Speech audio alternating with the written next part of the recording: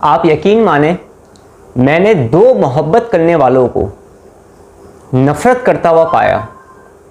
आप यकीन करें, मैंने अपनी ज़िंदगी में ऐसे बेशुमार लोग देखे हैं जो ऐसे जुड़कर चलने वाले थे, यानी एक साथ ऐसे जुड़कर चलने वाले लोग थे, लेकिन कुछ वजूहात की वजह से उनके दरमियान में ऐसी नफ़रतें पैदा हो गई कि वो एक दूसरे की शक्ल भी नहीं देखना चाहते। आप जानते हैं उसकी वजह क्या है?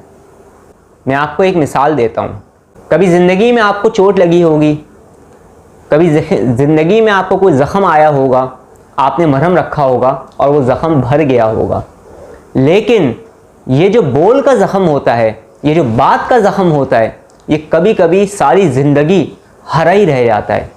इस वजह से मैं कहता हूँ कि जब भी आप लोग किसी से बात करें या जब भी मैं किसी से बात करूँ तो मैं इस तरीके से करूँ कि मेरी वजह से उसको कोई तकलीफ़ ना हो।